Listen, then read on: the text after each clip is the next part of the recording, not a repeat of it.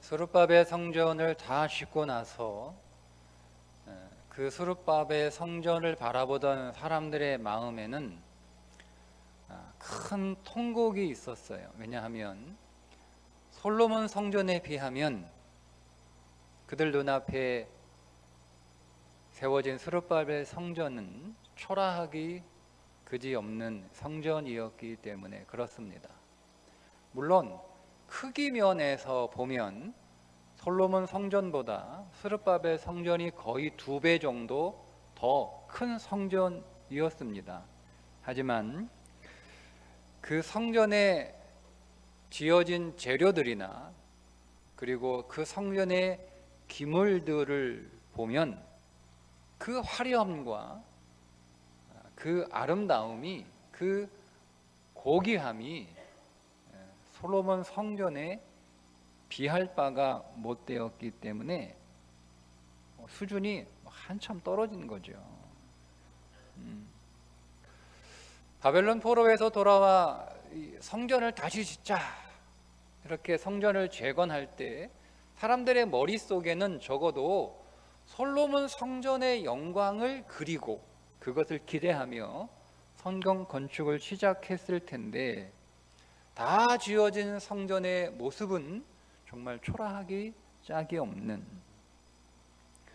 옛 성전의 모습을, 즉 솔로몬 성전을 보지 못한 사람들의 입장에서 보면 크기가 2배나 크니까 그 규모만으로도 야, 우리가 대단한 일을 했다, 우리가 큰 일을 했다, 그렇게 뿌듯했겠지만 그러나 돌아온 귀환한 사람들 중에는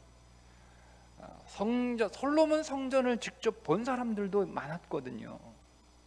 그 솔로몬 성전의 영광을 본 사람들의 입장에서는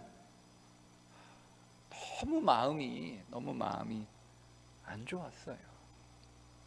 그래서 어쩌면 중단된 성전 건축을 재개하자라고 했을 때 그렇게 하지 못한 이유 가운데 하나가 우리가 죽을 힘을 다해서 성전을 다 짓는다 한들 솔로몬 성전만큼 쉽겠는가?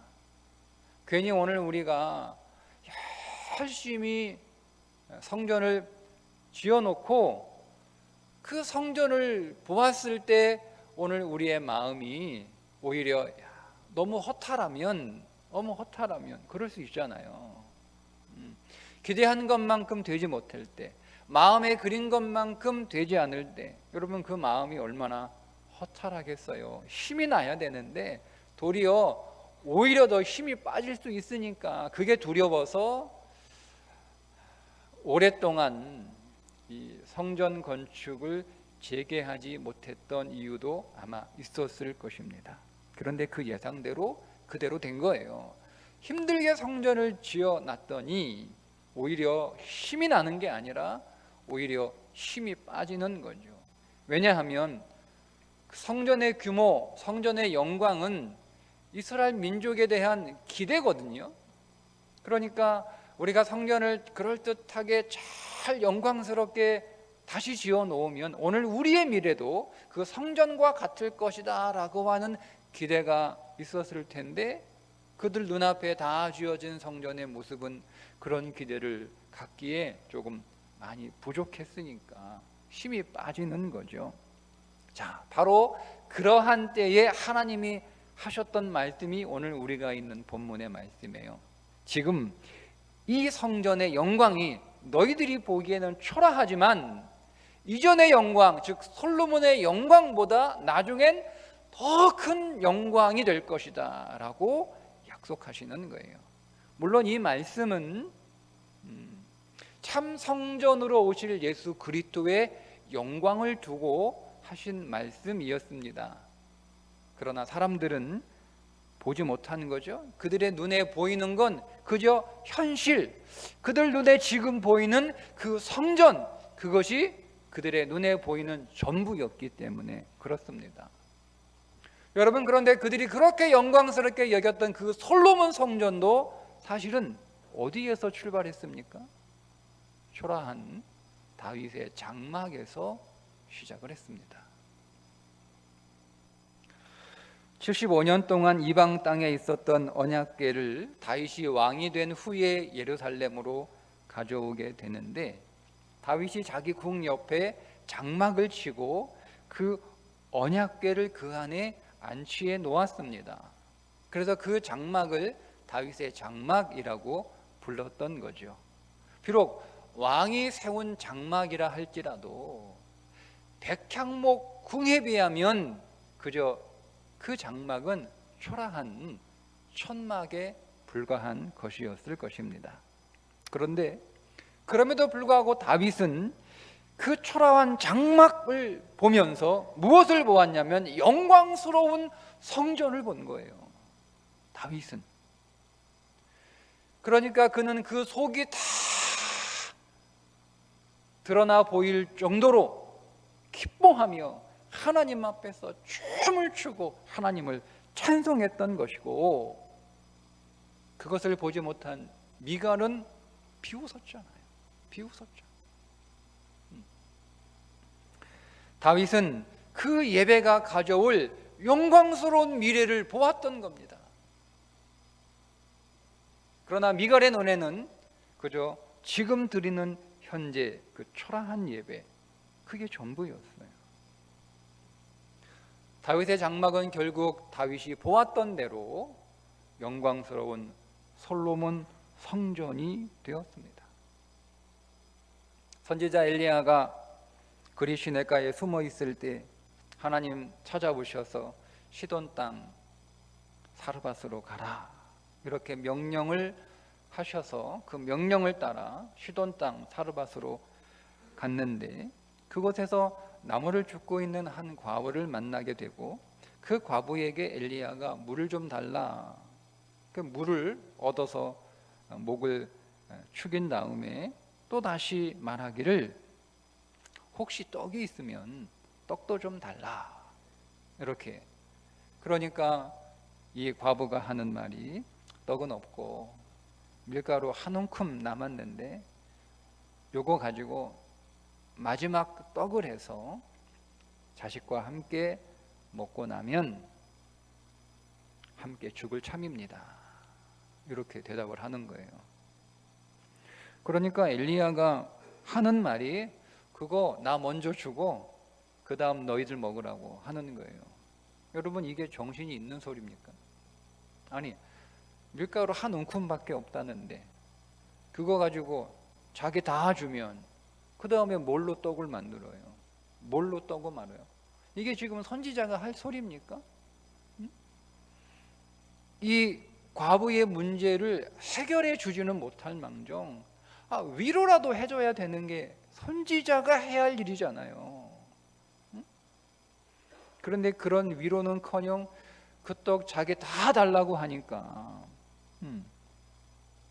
그러면서 하는 말이 그거 나한테 떡 해주면 하늘에서 비를 지면에 내리는 날까지 그 통에 가루가 떨어지지 않고 그 병에 기름이 없어지지 않을 것이다. 그러니까 너무 현실성이 없는 이야기를 하고 있는 거예요. 너무 현실성이 없는. 여러분, 그런데 놀랍게도 이 여인은 그 한 움큼 남은 가루를 가지고 떡을 해서 선지자를 대접합니다. 그런데 정말 그날 이후에 그 집에 가루와 기름이 떨어지지 않았습니다. 하늘에서 비가 내리지 않아 다른 사람들은 다 배를 골고 있는데 이 집만큼은 매일 배불리 먹는 거예요. 매일. 그 한 움큼의 아주 작은 그 가루가 매일매일의 배부른 양식이 되었습니다. 여러분 가정에서 가정 예배를 드리면 아마 길어야 30분. 제가 가정 예배를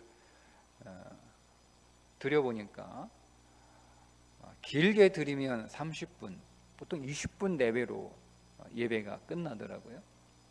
그리고 매일 성경 읽기가 있는데 그것도 한 10분 내외. 그러니까 짧으면 10분, 길면 20, 30분.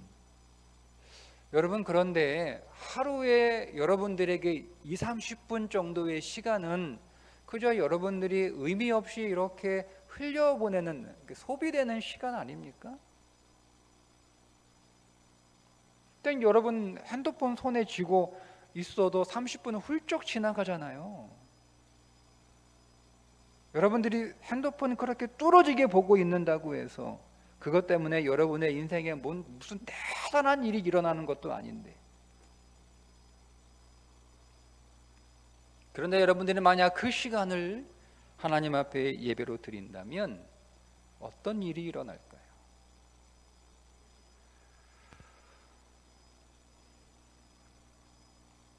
여러분, 5천 명이 배불리 먹고도 12강주리가 남았던 그 기적은 어디에서 시작이 되었습니까? 한 소년의 점심 도시락에서 시작이 된 거예요. 그저 그냥 한 소년이 한 입에 툭 털어놓으면 다 끝날 도시락, 그 도시락을 주님 앞에 내어놓자 남자만 5천 명이었으니까 2만 명 정도가 되는 사람이 배불리 먹고도 12강주리가 남았어요. 여러분, 우리에게 얼마나 있느냐, 얼마가 있느냐, 이게 중요한 게 아니에요. 내게 있는 것을 어떻게 사용하느냐. 우리는 얼마가 있느냐를 헤아리고 있잖아요.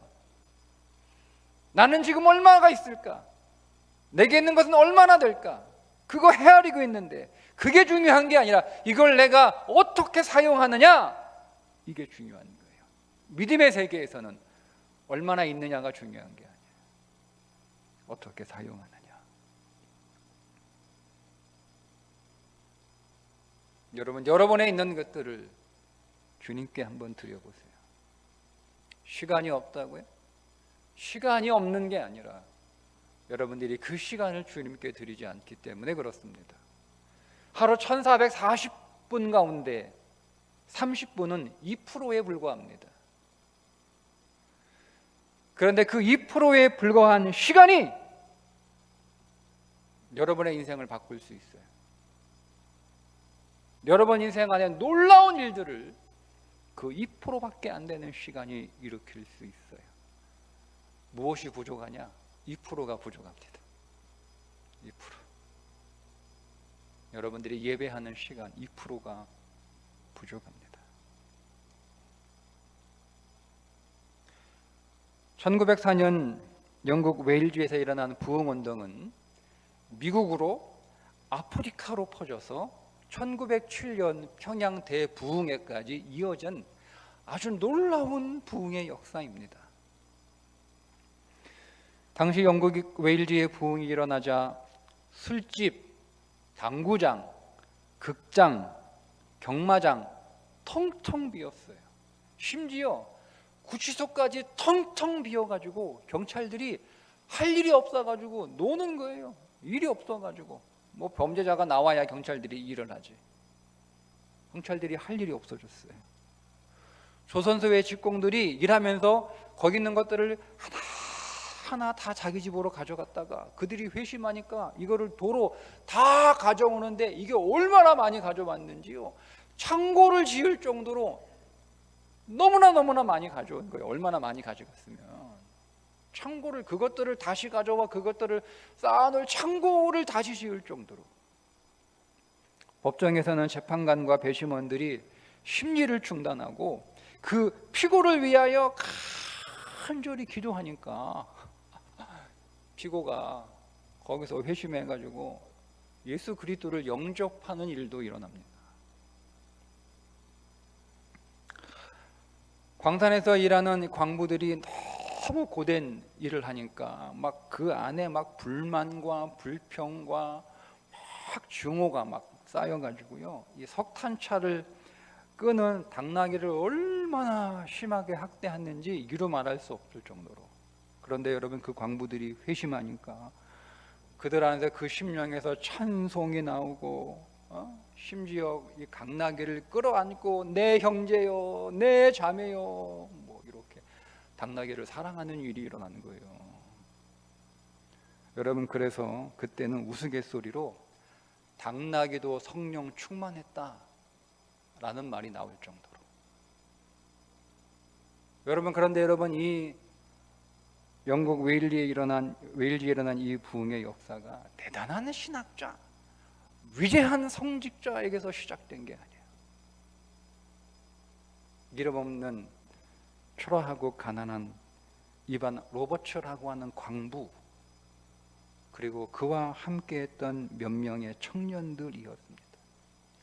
그들은 하루 종일 광산에서 일을 하고 나면 머리끝부터 발끝까지 이 석탄재가 범벅. 그런데 그 몸을 가지고 창고에 모여 기도하는 거예요. 하나님 이 땅에 부흥을 주옵소서.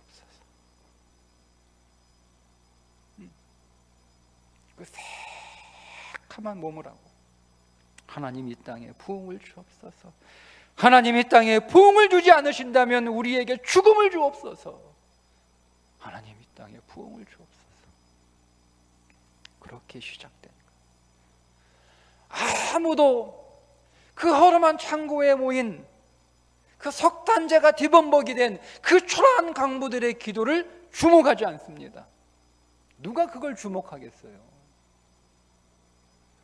아무도 그 기도회를 어떤 기대를 하지 않아요. 누가 여러분 그 기도회 한다고 그 사람들이 모였다고 뭐 대단한 기대를 해요, 여러분.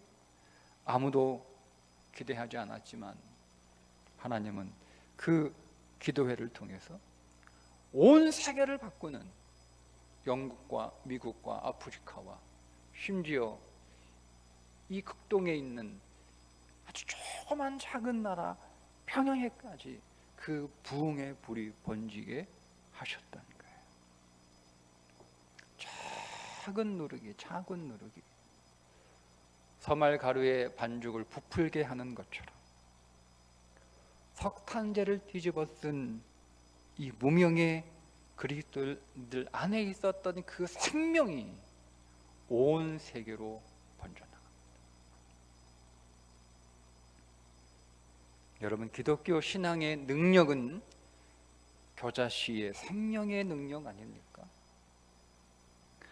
마가복음 4장 31절에 하나님 나라는 겨자씨 한 알과 같으니 땅에 심길 때는 땅 위의 모든 씨보다 작은 것이로되 심긴 후에는 자라서 모든 풀보다 커지며 큰 가지를 내나니 공중의 새들이 그 그늘에 깃들일 만큼 되느니라. 우리는 작은 믿음의 선택이 별것 아니라고 무시합니다. 우리는 육신을 위해서는 그렇게 계산하지 않아요. 그냥 우리는 육신을 위해서는 뭔가 조그만 가능성이 있다면 오늘 우리의 인생의 모든 것들을 다 짜내서라도 거기에 다 투자하면서도 신앙을 위해서는 얼마나 철저하게 계산하는지, 육신을 위해서는 신중하지 않으면서 믿음을 위해서는 너무나 신중하게 선택하는 오늘 우리의 모습.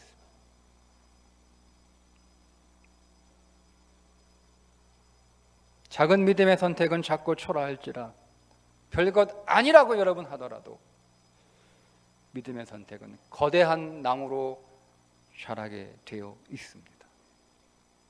여러분, 그러니 작더라도 심으셔야 됩니다. 우리 기독교 신앙의 원리 가운데 하나가 심는 대로 거둔다입니다. 사람이 무엇으로 심든지 그대로 거두리라. 그래서 고린도후서 9장 10절에 심는 자에게 씨와 먹을 양식을 주시는 이가 너희 심을 것을 주사 풍성하게 하시고 너희 의의 열매를 더하게 하시리니. 주신대요. 심는 자에게 씨를 주신대요. 심는 자에게 씨를 주신대요. 여러분, 심으셔야 됩니다. 오늘 여러분들이 누리고 있는 것은 내가 어제 심은 씨앗의 열매예요.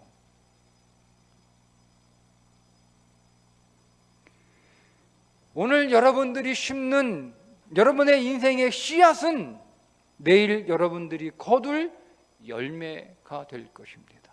그래서 심어야 됩니다. 심어야 됩니다.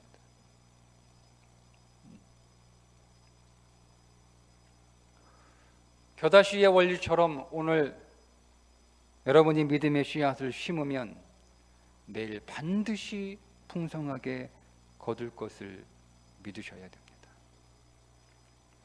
오늘 내가 심는 이 작은 믿음의 씨앗, 그 안에는 위대한 믿음의 역사가 있다. 그걸 여러분들이 믿음으로 보셔야 되는 거예요. 여러분 가정 예배, 그것은 여러분의 가정에 위대한 생명의 씨앗이 될 것을 기대하십시오.